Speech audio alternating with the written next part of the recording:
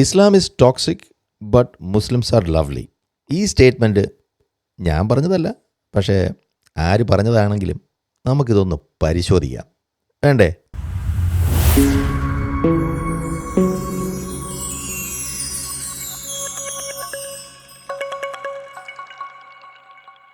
നമ്മൾ second show എല്ലാം കഴിഞ്ഞ് നാട്ടിൽ കൂടി ഇങ്ങനെ നടന്നു പോവുകയാണ്.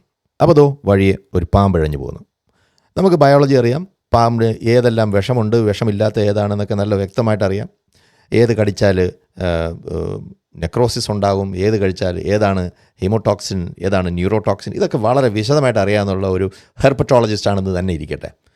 നമ്മൾ ഈ പാമ്പിനെ എടുത്ത് ഉടനെ മടിയിൽ വെച്ച് താലോലിച്ച് അയ്യോ നല്ല പാമ്പല്ലേ എന്ന് നമ്മൾ പറയില്ല.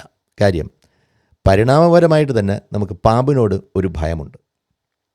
അത് മനുഷ്യർക്ക് മാത്രമല്ല, എല്ലാ മൃഗങ്ങൾക്കും പാമ്പെന്ന് പറയുമ്പോൾ അല്ലെങ്കിൽ ഒരു കഷ്ണം വയറ് റോഡിൽ കിടന്നാലും അതിനൊരു ഭയമുണ്ട്. ഇത് പറയാനൊരു കാരണമുണ്ട്. ഒരു വ്യക്തി ഞാനൊരു പ്രത്യേക മതത്തിൽപ്പെട്ട വ്യക്തിയാണ് എന്ന് സെൽഫ് ഐഡൻറ്റിഫൈ ചെയ്യുകയാണ്. നമ്മൾ അപ്പോഴേ അദ്ദേഹത്തിനെ എങ്ങനെയാണ് സമീപിക്കുന്നത്? അദ്ദേഹത്തിന് വേദനയില്ലാത്ത വിധത്തിൽ, അദ്ദേഹത്തിൻ്റെ വികാരത്തെ വ്രണപ്പെടുത്താത്ത രീതിയിൽ നമ്മൾ അതിനെ ചുറ്റിപ്പറ്റി നിന്ന് വേണം സംസാരിക്കാൻ.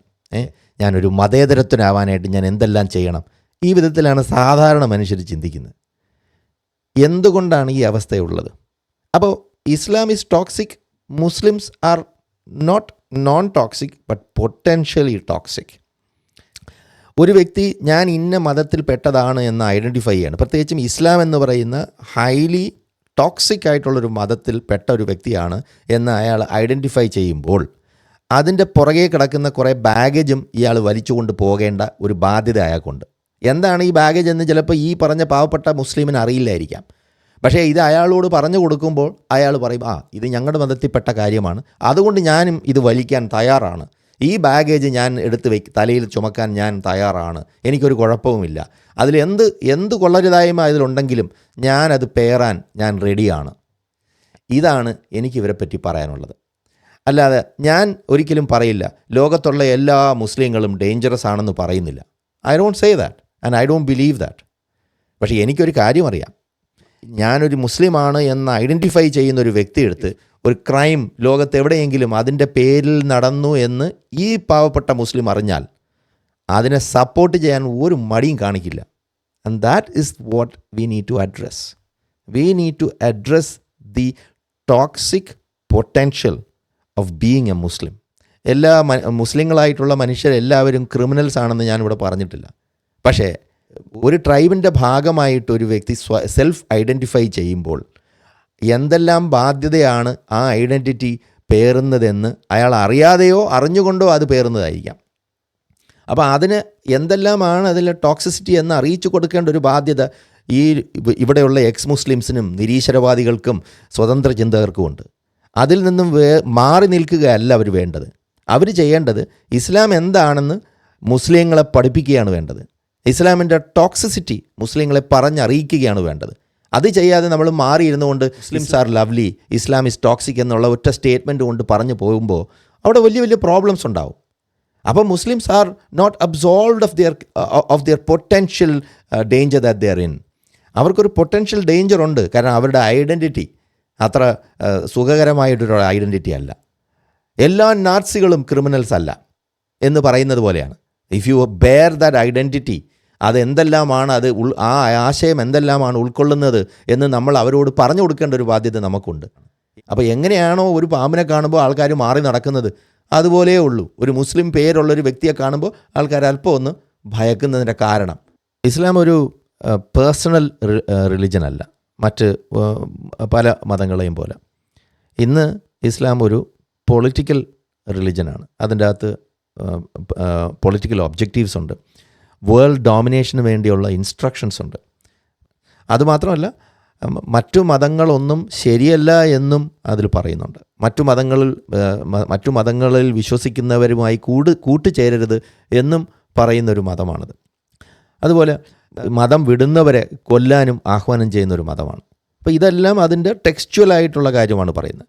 മുസ്ലിങ്ങൾക്കെല്ലാം ഈ കാര്യങ്ങൾ അറിയാമെന്നും എനിക്ക് വാദമില്ല. They are mostly ignorant. പക്ഷേ ഇതിലുള്ള കാര്യങ്ങളെല്ലാം ന്യായീകരിക്കേണ്ട ഒരു ബാധ്യത ഒരു മുസ്ലിം എന്ന് സെൽഫ് ഐഡൻറ്റിഫൈ ചെയ്യുന്ന വ്യക്തിക്കുണ്ട്. അല്ല എന്നുണ്ടെങ്കിൽ അയാൾ മതത്തിന് പുറത്താണ്. ഇതാണ് ഇതിൻ്റെ ഒരു ചട്ടക്കൂട്.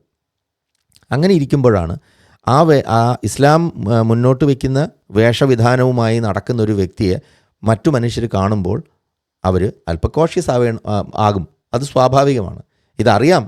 ഇതിൻ്റെ ഇസ്ലാമിൻ്റെ ചേതികൾ തിരിച്ചറിഞ്ഞവരാണ് അവരെ കാണുമ്പം ഭയക്കുന്നത്. പ്രത്യേകിച്ചും പാശ്ചാത്യ രാജ്യങ്ങളിൽ 9/11 ശേഷവും ലണ്ടൻ ബോംബിങ്സും ലണ്ടൻ സബ്വേ ബോംബിങ്സും എല്ലാം കഴിഞ്ഞപ്പോഴത്തേക്കും ആൾക്കാർക്ക് ഏകദേശം ഒരു ധാരണയുണ്ട് എന്താണ് ഇസ്ലാമെന്ന്. അതുകൊണ്ടാണ് ഒരു മുസ്ലിമിനെ കാണുമ്പോൾ നമ്മൾ അല്പം കോഷ്യസ് ആവുന്നത്. ഇസ്ലാമോഫോബിയ അല്ലെങ്കിൽ മുസ്ലിമോഫോബിയ ഇതെല്ലാം ഒരു ഐറ്റമാണ്.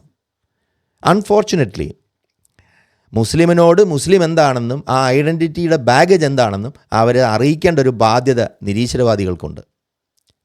എന്തുകൊണ്ടാണ് നമ്മൾ എപ്പോഴും ഈ കാര്യം മറ്റു മതക്കാരെ പറ്റി പറയാത്തത്? അതും നിങ്ങൾക്ക് ചോദിക്കാം. ഒരു മുസ്ലിം എന്ന് പറയുമ്പോൾ ഒരു ക്രൗഡിൽ നിന്നും ഒരു മുസ്ലിം നിങ്ങൾക്ക് ഐഡൻറ്റിഫൈ ചെയ്യാൻ കഴിയും. മുസ്ലിമായി സെൽഫ് ഐഡൻറ്റിഫൈ ചെയ്യുന്ന വ്യക്തിക്ക് ഒരു പ്രത്യേക വേഷവിധാനമുണ്ട്. ചില ചേഷ്ടകളും ഗോഷ്ഠികളും എല്ലാം കാണിച്ച് നടക്കുന്നവരായിരിക്കും ഒരു മുസ്ലിം എന്ന് പറയുന്നവർ. അതുകൊണ്ട് തന്നെ അവർ ഞങ്ങൾ മറ്റുള്ളവരിൽ നിന്നും വ്യത്യസ്തരാണ് എന്ന് സ്വയം ലോകത്തെ അറിയിച്ചുകൊണ്ട് നടക്കുന്നവരാണ് അവർ. And that is the problem here. മറ്റുള്ളവർക്ക് ആർക്കും ഇല്ലാത്ത പ്രത്യേകത എന്താണ് ഒരു മുസ്ലിമിനുള്ളത് എന്ന് മറ്റുള്ളവർ ചോദിക്കും. നമ്മളെല്ലാവരും ചോദിക്കും, എന്താണ് നിങ്ങൾക്കുള്ള privilege? What is your privilege? അല്ലാതെ ആവണമെന്നുണ്ടെങ്കിൽ ഈ ഐഡൻറ്റിറ്റി അവർ ഉപേക്ഷിക്കണം. ഈ സ്പെഷ്യൽ വേഷവും യൂണിഫോമും ഒക്കെ ധരിച്ച് അവർ പബ്ലിക്കിൽ ഇറങ്ങി നടക്കാതിരിക്കുക. നിങ്ങൾക്ക് നിങ്ങളുടെ ഐഡൻറ്റിറ്റി കാണിക്കണമെങ്കിൽ നിങ്ങൾക്ക് നിങ്ങളുടെ ദേവാലയങ്ങളുണ്ട്. ദേവാലയത്തിനുള്ളിൽ നിങ്ങളുടെ പ്രൈവറ്റ് സ്പേസിൽ നിങ്ങൾ എന്ത് വേഷം വേണമെങ്കിലും ധരിച്ചോളൂ. പക്ഷേ ഇതും ധരിച്ചുകൊണ്ട് നിങ്ങൾ പബ്ലിക്കിൽ വരുമ്പോഴത്തേക്കും നമ്മളെല്ലാവരും കോഷ്യസ് ആവും, നമ്മളെല്ലാം കെയർഫുൾ ആവും. എന്തുകൊണ്ടാണ് പാമ്പിനെ കാണുമ്പോൾ നമ്മൾ ഭയക്കുന്നത്? അതുപോലെ നമ്മൾ ഭയക്കും. അതുകൊണ്ട് നിങ്ങളുടെ മതം നിങ്ങളുടെ പ്രൈവറ്റ് സ്പേസിൽ ഒതുക്കി നിങ്ങൾ ജീവിച്ചാൽ നമുക്ക് യാതൊരു പ്രശ്നവുമില്ല.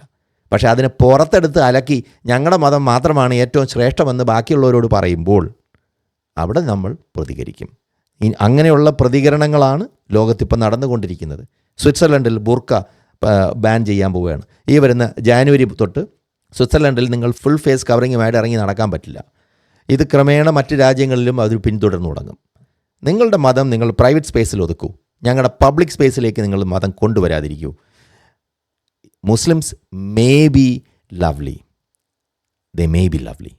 But they are not all lovely. Thank you. എപ്പോഴത്തെയും പോലെ തന്നെ വീഡിയോ കണ്ടുകൊണ്ടിരുന്നവരെല്ലാവരും ലൈക്ക് ചെയ്യുക, ഷെയർ ചെയ്യുക. കമൻറ്റിങ്ങിൻ്റെ കാര്യം പിന്നെ പ്രത്യേകം പറയണ്ടല്ലോ. വീണ്ടും ഇതുപോലൊരു വീഡിയോയുമായി വരുന്നത് വരയ്ക്കും ഗുഡ് ബൈ.